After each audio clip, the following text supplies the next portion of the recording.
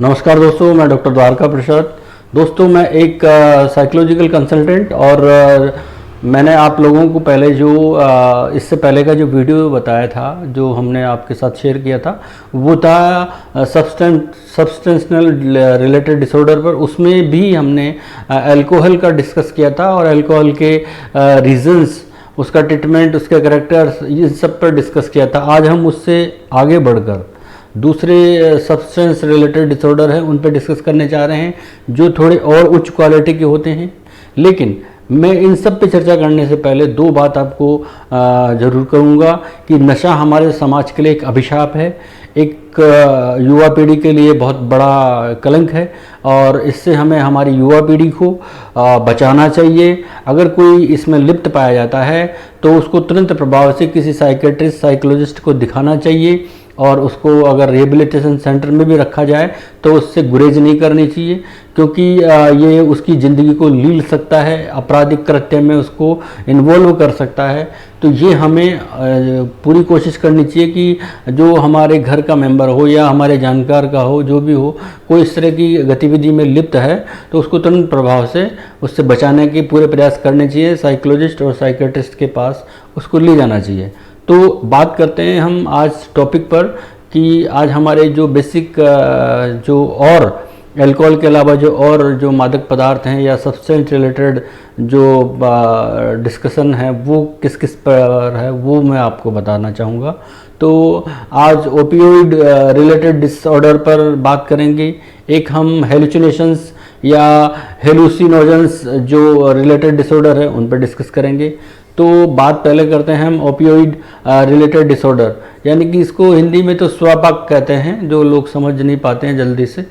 लेकिन अगर आपको मैं सीधे सीधे कहूँ कि ओपियोइड रिलेटेड डिसऑर्डर में क्या क्या होता है, तो दोस्तों इसमें अगर हम बात करें तो जो व्यक्ति होता है, जो ड्रग एडिक्ट होता है, वो इसमें अफीम लेने लग जाता है, हेरोइन लेने लग जाता है, कोडीन लेने लगता है, मॉर्फिन लेने लग जाता है और फेनाटिल लेने लग जाता है। तो ये ऐसे ड्रग्स हैं जो कानूनी रूप से वैध नहीं हैं, लेकिन व्यक्ति कहीं ना कहीं से एक इसकी व्यवस्था करता है और इसका यूज करने लग जाता है, उसको एडिक्शन हो जाता है, जो उसकी जीवन को पूर्णतया ख़त्म भी कर सकता है। अगर हम बात करें कि इनको अगर कंप्लीटली कहा जाए, यानी कि अफीम, हेरोइन, मॉर्फिन या कोडीन या कोरेक्स या फेंटानिल, ये इनको अगर हम अगर कंप्लीटली कंबाइंड रूप से कुछ कहें तो इनको नारकोटिक्स कह सकते हैं और ये नारकोटिक्स के अंतर्गत आते हैं। तो जनरली ओपियोइड का यूज व्यक्ति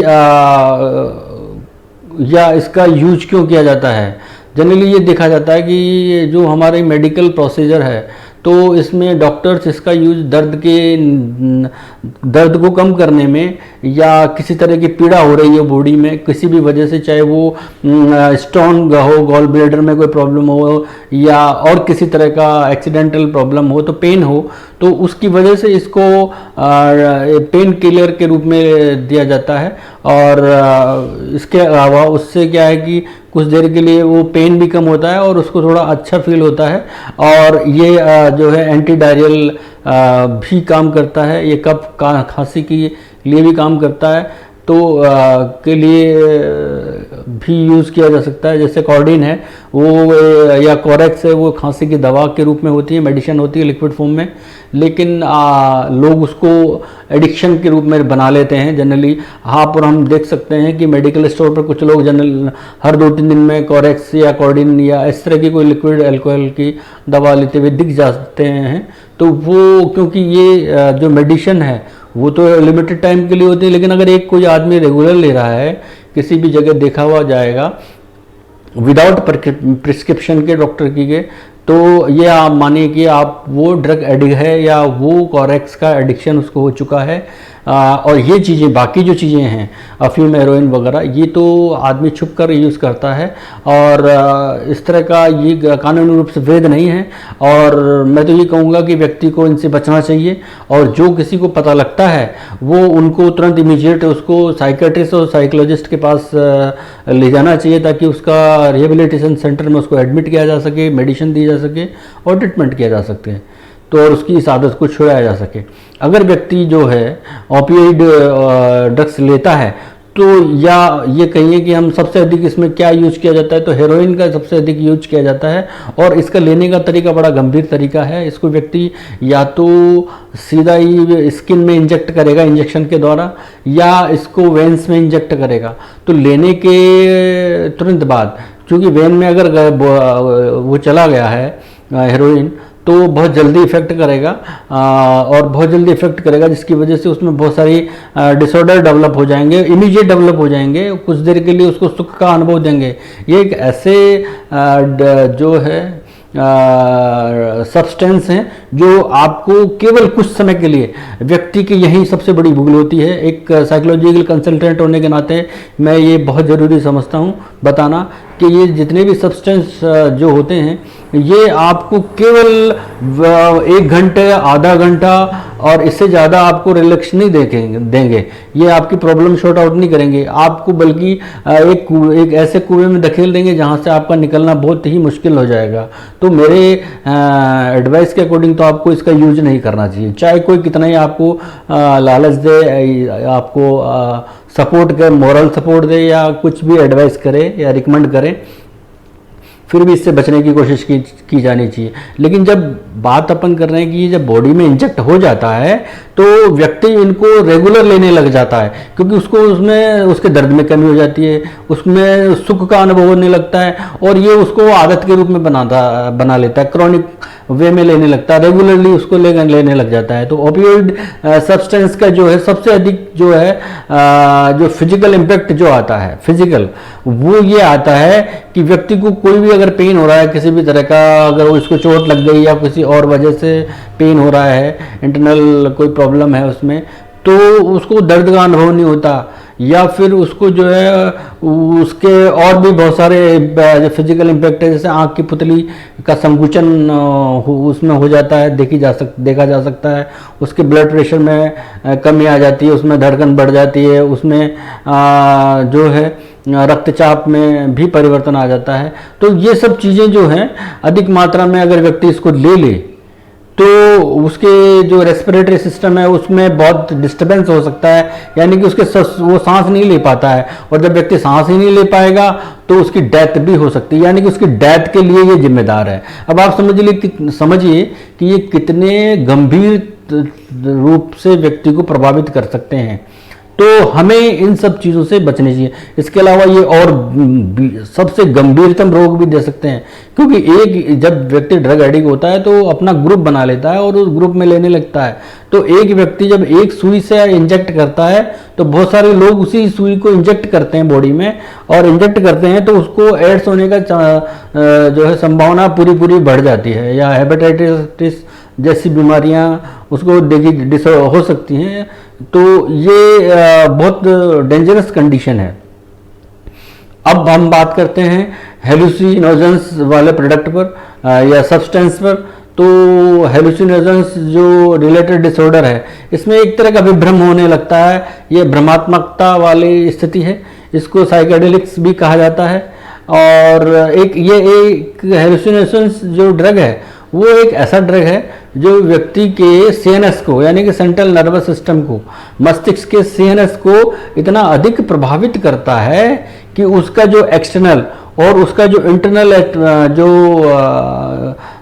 जो देखने का तरीका है, परसेप्शन जो है, वो पर्याप्त रूप से जो है विकृतता की स्थिति में आ जाता है।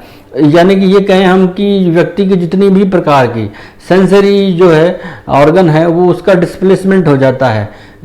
सेंसरी यानी कि देखने की, सुनने की, जो स्वाद ग्रहण करने की, स्पर्श करने की और सुनने की, ये सारे सेंसेशन में उसके डिस्प्लेसमेंट हो जाता है। और इसमें भी अगर हम बात करें तो इसमें कलर परसेप्शन में और ऑडिटरी में जो है सबसे ज़्यादा इम्पैक्ट आता है, असर आता है। तो उनमें फ़र्क आ जाता है या विकृतता आ जाती है। तो अगर हम बात करें कि इसमें क्या क्या चीज़, ये जो है व्यक्ति के सेल्फ परसेप्शन को भी विकृत करते हैं, जिसकी वजह से व्यक्ति जो है सुनने, देखने से संबंधित या स्पर्श करने से संबंधित उसमें जो है बहुत सारे डिफरेंसेस देखने को मिल सकते हैं। हम बात करें कि हेलुसिनोजेंस जो है सब्सटेंस कौन कौन से होते हैं। तो ये दो तरह के होते हैं, एक तो नेचुरल होता है और एक सिंथेटिक होता है। तो नेचुरल में मेस्कालिन होता है और सिलोसाइबिन होता है। और ये नेचुरल तो होते हैं जो बहुत ही कम इफेक्टिव होते हैं, लेकिन जो सिंथेटिक होते हैं वो ज़्यादा इम्पैक्ट करते हैं अपना।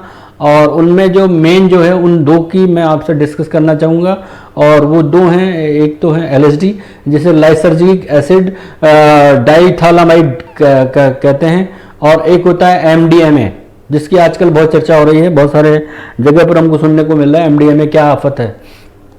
तो दोस्तों एमडीएमए जो होता है वो मैथिलीन डाइऑक्सी मैथ एम्फीटामाइन नाम का एक जो है सब्सटेंस होता है। ये जो है अपने आप में बहुत ही इस तरह के सब्सटेंस होते हैं जो व्यक्ति में हेलुसिनेशन से संबंधित विकृतता पैदा करते हैं। तो अगर हम बात करें एलएसडी की, तो सबसे पहले एलएसडी के बारे में आपको मैं ये बताना चाहूँगा कि एलएसडी यानी कि लाइसर्जिक एसिड डाइमेथाइलमाइड जो होता है, डाइथालामाइड जो होता है, वो एक रंगहीन है, रंगहीन, गंधहीन, स्वादहीन ड्रग है। और अगर बात करें कि ये कितना असर डाल सकता है, तो दोस्तों इसकी 50 माइक्रोन पोटेंसी भी व्यक्ति को विदिन 1 to आवर 1 से 2 घंटे के अंतर्गत उसको एक ऐसे स्टेज में ले जा सकता है जो उस बहुत ही डिफरेंस वो बाहरी दुनिया में चला जाता है, मतलब अनरियलिस्टिक वर्ल्ड में चला जाता है।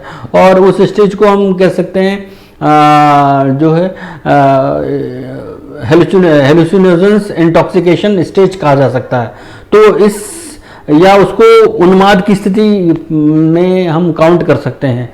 तो हेलुसिनोजन इंटॉक्सिकेशन की जो स्टेज है या जो भ्रम और उन्माद की जो स्थिति होती है उसमें व्यक्ति के जो परसेप्शुअल जो स्पेशली परसेप्शन में भी जो है विजुअल परसेप्शन उसमें काफ़ी अधिक तेजी आ जाती है, तीव्रता आ जाती है।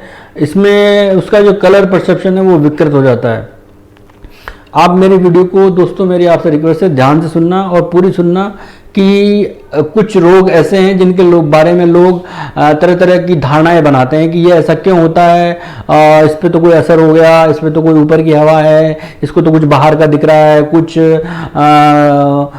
जो है सुपर नेचुरल चीज़ें दिख रही है, जबकि ऐसा नहीं होता है।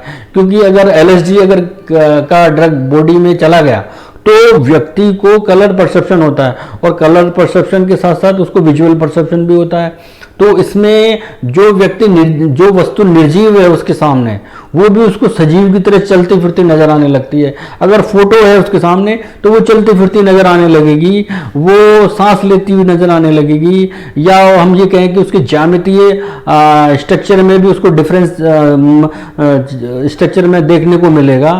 तो कितना गंभीर स्थिति आप समझ सकते हैं हो सकती है कि एक निर्जीव वस्तु, एक निर्जीव चीज भी इस जो एडिक्ट को ड्रग एडिक्ट जो लेता है एलएसडी उसको इस तरह की दिखने लग जाती है। तो आप समझिए उसका मस्तिष्क कितनी बुरी कंडीशन में जा सकता है, वो कितना अपने आप को अनकंफर्ट फील कर सकता है, कितना अधिक ज़्यादा डिस्टर्बेंस में आ सकता है। और इसके अलावा एलएसडी की एक स्टेज और है जिसको सिनेस्थेसिया भी कहा जाता है, वो भी गंभीर अवस्था कहलाती है दोस्तों। उसमें एक्चुअली जिस तरह का सेंसेशन उसको होता है उससे रिलेटेड सेंसरी ऑर्गन काम नहीं करता, बल्कि दूसरा ऑर्गन काम करता है। यानी कि ये देखिए कि अगर उसको कलर परसेप्शन होता है तो कलर का कोई परसेप्शन वो कर रहा होता है, देख रहा होता है कलर को, तो वो कलर को देख नहीं होता, कलर को सुनने की स्थिति में चला जाता है।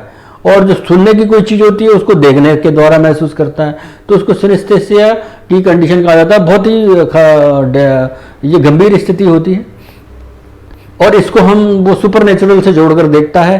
तो ये चीज़ें जब होने लगती हैं तो व्यक्ति की मानसिक स्थिति या संतुलन बेहद बिगड़ जाता है और उसमें डिप्रेशन भी आ सकता है।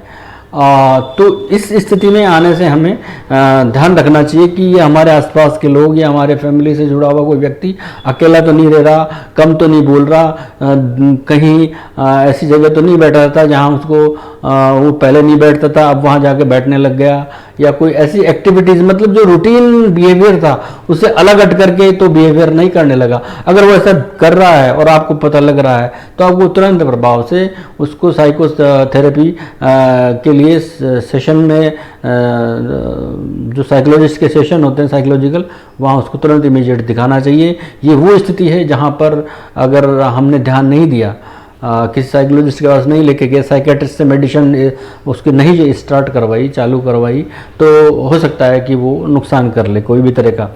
और अगर हम बात करें इसके अलावा तो एलएसडी के जो फिज़िकल इम्पैक्ट क्या आते हैं इसमें, जो मैं बता रहा हूँ कि जितने भी सब्सटेंशनल डिसऑर्डर हैं उसमें जो फिज़िकल इम्पैक्ट हैं उनमें हार्ट रेट बढ़ जाएगी, कंपन बढ़ जाएगा, जो है उसका जो है सुख की अनुभूति भी होती है।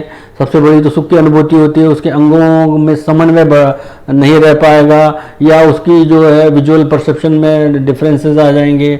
आँख की, स्पेशली आँख की पुतलियों का जो है ना संकुचन, आपको ऐसा लगेगा कि यार एक आंख फैली हुई है, एक सिकुड़ी हुई है, या कुछ संकुचन वाली स्थिति पैदा हो जाएगी। और एक और जो सबसे खतरनाक स्थिति है कि एलएसडी की अगर जो एक्सट्रीम पोटेंसी व्यक्ति ले लेता है या उसको कोई दे देता है या किसी तरह भी उसकी बॉडी में चली जाती है, तो वो हत्या भी कर सकता है, आत्महत्या भी कर सकता है, या अपने आप को घायल भी कर सकता है। हत्या तो स्थिति में हो जाती है, क्योंकि ले लेगा तो स्वतः ही उसका नर्वस सिस्टम काम नहीं करेगा और अपने आप जो है आत्महत्या की स्थिति में चला जाएगा। और अगर उसको ये प्रोडक्ट की लत लग गई एडिक्शन की, तो वो क्राइम करेगा और उसमें वो क्राइम में हत्या भी कर सकता है और अपने आप को नुकसान भी पहुंचा सकता है। तो ये स्थितियां हैं। अब हम बात करते हैं एमडीएमए। तो ये इसको एस्टोसी भी कहा जाता है, यानी कि इससे हर्ष का, ये एक हर्षोन्माद वाला पदार्थ है या सब्सटेंस है, जिससे व्यक्ति को हर्षोन्माद, खुशी का एहसास होता है और विभ्रम की स्थिति में व्यक्ति रहता है। और इसके परसेप्चुअल अवेयरनेस जो है उसमें सचेतता आती है, वो सचेत रहने लगता है। इसके सेवन से व्यक्ति को सुख की अनुभूति होती है। सुख की अनुभूति होती है तो वो बार बार लेने लगता है। उसमें सोशलिटी डेवलप ज़्यादा होने लगती है। उसको एक प्रकार की जो है झुंझुनी जिसे हम कह सकते हैं, या सेंसरी ऑर्गन जो स्किन से रिलेटेड है, त्वचीय जो स्पर्श का स्पंदन है वो होने लगता है, तो पर्याप्त रूप से होता है। तो इसकी वजह से व्यक्ति जो है उसको सुख, कुल मिला करके उसको सुख का अनुभव होता है, और ये व्यक्ति के लिए बार बार लेने के लिए उसको जो है आदी बना देता है और उसको ड्रग एडिक्ट बना देता है। तो ऐसा ड्रग का अगर असर ख़त्म भी हो जाता है, वो ज़्यादा पोटेंशियल में क्वांटिटी में ले लेता है और उसका असर ख़त्म भी हो जाता है, तो व्यक्ति फिर भी अपने आप को ज़्यादा एक्साइटेड मानता है, ज़्यादा इंटेलिजेंट या सूझपूर्ण व्यक्ति मानता है। तो ये स्थिति उसमें बनी रहती है। कॉजेज इनके, अगर हम इन जितने भी भाई इनके कारण क्या हैं, तो दोस्तों कारण बहुत सारे होते हैं, जिसके सोशल कारण, साइकोलॉजिकल कारण है, यानी कि चिंता, तनाव, डिप्रेशन, इसकी वजह से भी व्यक्ति लेने लग जाता है।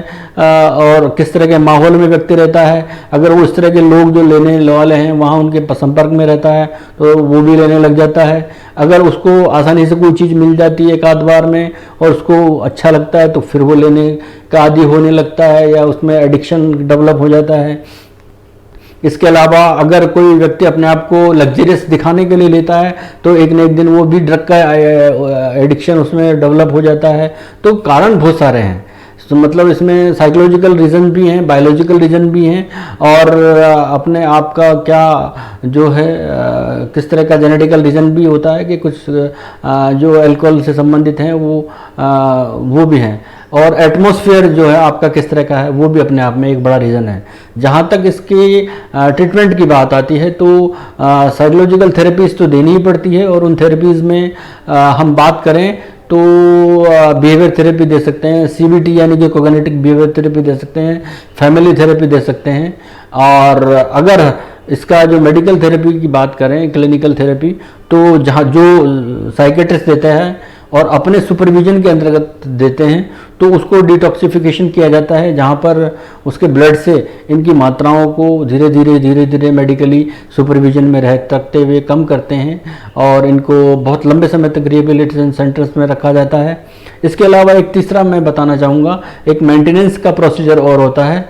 वो मेंटेनेंस में क्या होता है कि अगर व्यक्ति ये समझिए कि बहुत अधिक मात्रा वाला जो मादक पदार्थ ले रहा है, जिसकी अधिक मादकता उसमें पाई जाती है, तो उससे थोड़ी कम मादकता वाली मेडिसिन बोल रहा हूँ मैं आपको, जो साइकेट्रिस्ट रिकमेंड करता है, अपनी प्रिस्क्रिप्शन के आधार पर रिकमेंड करता है, ओपन मार्केट में नहीं मिलता है। अगर व्यक्ति कहीं से करता है वो इलीगल कहलाता है, वो अपराध की कैटेगरी में आता है। तो व्यक्ति को ऐसा कार्य भी नहीं करना चाहिए कि बिना किसी डॉक्टर की प्रिस्क्रिप्शन के, बिना उसको दिखाए, बाकायदा पेशेंट को दिखाए बिना उसकी प्रिस्क्रिप्शन के, बिना किसी एडवाइस के इस तरह की चीज़ें या इस तरह की कॉरेक्स वगैरह चीज़ें नहीं लेनी चाहिए।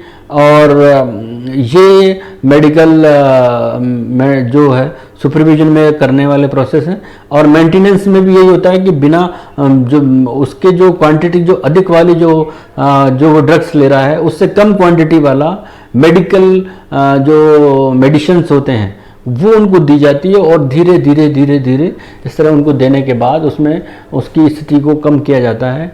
और एटलीस्ट एक स्थिति ये आती है कि एक लॉन्ग पीरियड लगता है इसमें, ये कोई बहुत 1 या 2 दिन का काम नहीं है। इसमें व्यक्ति अगर स्वयं दृढ़ निश्चय कर ले तो ये 2 हफ्ते, 4 हफ्ते, 15 दिन में भी छोड़ सकता है। और अगर उसको मेडिकली रखा जाए तो 6 महीने भी लग सकते हैं। तो इस तरह और बहुत ज़बरदस्त एडिक्शन हो तो फिर उसको साल भर भी लग सकता है।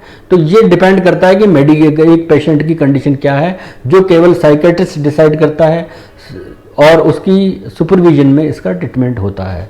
तो दोस्तों ओवरऑल मैं कहना ये चाहता हूँ कि जितने भी प्रकार के सब्सटेंस रिलेटेड डिसऑर्डर हैं, ये आपको सुपर नेचुरल महसूस करा सकते हैं, आपका उन्माद कम कर सकते हैं, कुछ देर के लिए एक मूड चेंजर का काम करते हैं, आपकी प्रॉब्लम को शॉर्ट आउट नहीं करते हैं। तो आप किसी के कहने में, किसी को दिखावे के लिए या किसी की साथ एंजॉय करने के लिए भी, चाहे जो भी कंडीशन हो, वट एवर राइट, कोई भी उसको जो है बता नहीं पाएगा कि क्या कंडीशन रह सकती है। लेकिन जो भी कंडीशन रहे, इस तरह की चीज़ों से बचें और ना इस तरह के लोगों से संपर्क में आएँ और अपने आप को बचाएं, अपने आप को एक जिम्मेदार व्यक्ति समझें, जिम्मेदार नागरिक बनाएं और अपने परिवार को बचाएं, समाज को बचाएं और देश को एक सही दिशा में, क्योंकि युवा वर्ग ही हमारा एक ऐसा वर्ग है जो सही दिशा में ले जाता है। तो मैं आपसे यही उम्मीद करूंगा दोस्तों, मेरा ये जो वीडियो है आपको काफ़ी जानकारी दे रहा होगा और काफ़ी काम आएगा। तो आप इस तरह की चीज़ों से बचें। ये एक साइकोलॉजिकल कंसल्टेंट होने के नाते मेरे को ज़रूरी लग रहा था टॉपिक कि इसके बारे में जानकारी दी जाए कि ये क्यों व्यक्ति लेने लगता है और क्यों इसको छुड़ा देना चाहिए। तो आज का मेरा वीडियो यहीं तक था दोस्तों। Thank you very much.